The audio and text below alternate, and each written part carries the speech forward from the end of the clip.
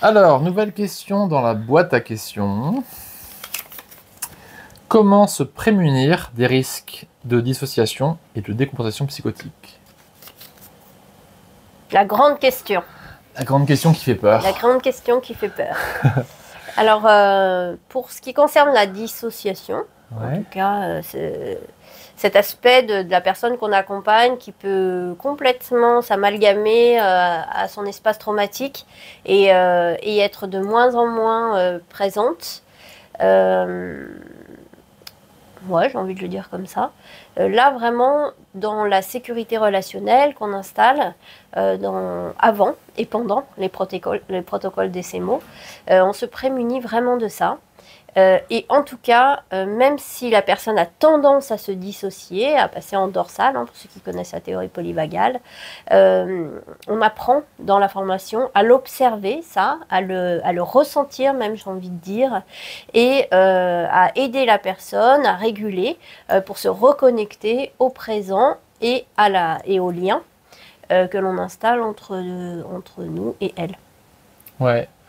Moi, je dirais aussi que vraiment, enfin, je valide ce que tu dis, hein, c'est simplement que on va vraiment vérifier, comment dire ça, on va vraiment chercher, en tout cas de façon active et de façon explicite et nommée, à créer du lien, à rencontrer l'endroit précis qui est présent à l'instant de la séance pour la personne, y compris les zones très profondément, pour le coup, déjà dissociées, avec lesquelles on va rentrer en lien pour qu'elles aient moins à se dissocier, à se déconnecter pour pouvoir exister. Ce qu'on comprend, c'est qu'en fait, ce qui favorise, ce qui facilite le phénomène dissociatif, c'est qu'en fait, il n'y a pas assez de lien, il n'y a pas assez de prise en compte du trauma. Il y a une peur aussi du trauma. Et en fait, plus le praticien, plus le thérapeute a peur de ce qui peut être potentiellement dissociatif, plus ça va dissocier. Alors qu'en fait, plus on va être bien dans ses appuis.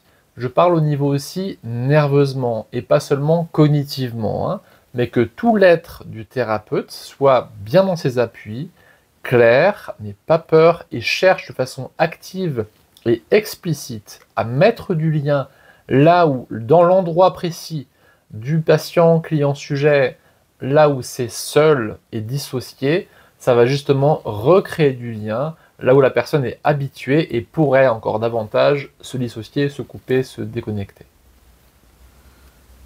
Ouais, ce qui me vient tout de suite à l'esprit, là, c'est le trauma se crée dans la solitude, il se répare dans la relation, et du coup, en effet, on a un vrai travail là, de mise en relation, de connexion, qui fait partie intégrante du processus DCMO.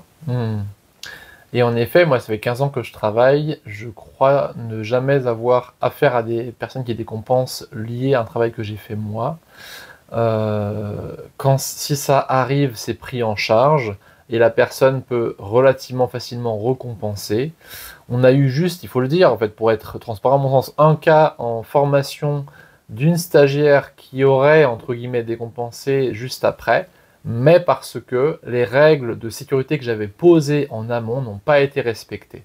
Mais dans le cas vraiment où la personne stagiaire ou thérapeute respecte ce qui est posé comme un préambule, une bible du trauma, de créer du lien, de vérifier la sécurité, d'être présent à ce qui se passe, d'être ouvert et disponible sans projection et surtout sans intention sur le travail, donc sans stratégie, avec toutes ces différentes modalités-là, ça évite vraiment que la personne décompense ou se dissocie profondément. Et dans la formation, on apprend vraiment à faire ça. C'est tout un processus très détaillé que l'on répète dans chacun de nos protocoles, qu'on entraîne, peut-être pas dans chaque journée, mais presque. Donc on apprend vraiment à le faire et à le vivre, et on s'entraîne à le faire de mieux en mieux. Oui. On va rassurer quand même aussi les gens que cette personne va bien depuis. Ah ben oui, et puis elle pratique oui, DCMO en tant que praticienne. Donc voilà, c'est juste le cas unique que j'ai pu avoir où le risque s'est manifesté, mais parce que, vraiment, j'insiste là-dessus, les règles de sécurité n'ont pas été respectées comme j'avais posé voilà, par le système. Donc, elle était là avec l'assistante, thérapeute et stagiaire et cliente de thérapie, sujet de thérapie, en tout cas, voilà, ça n'a pas du tout été respecté comme il fallait. Mais dans le cas où on fait attention à ça, il n'y a aucun risque. Et juste pour info, à mon sens, de ce que je comprends en tout cas des phénomènes dissociatifs, ceux-là sont naturellement présents autour du traumatisme. Ils sont plus ou moins prononcés selon le degré de traumatisation, l'environnement, l'état de la personne. Et en fait, avec DCMO, on va tellement chercher à créer de la sécurité à cet endroit-là de façon non intentionnée, hormis le fait de sécuriser et de mettre du lien. Y a pas, ça n'arrive pas. C'est même plus dans le sujet. Pour moi, c'est plus dans le champ en fait, vraiment. Alors, ce qu'on nous apprend évidemment en fac de psycho, c'est attention à ces phénomènes-là. Mais vu qu'on les connaît, que c'est le cœur de notre métier et on sait les accompagner avec des outils précis, comme notamment la théorie polyvagale avec des applications concrètes de cette théorie de façon concrète dans le travail sur le trauma, moi j'ai pas peur de ça en fait. Je sais très bien accompagner ce genre de choses. Ok. Voilà. Ça paraît complet, j'espère en tout cas.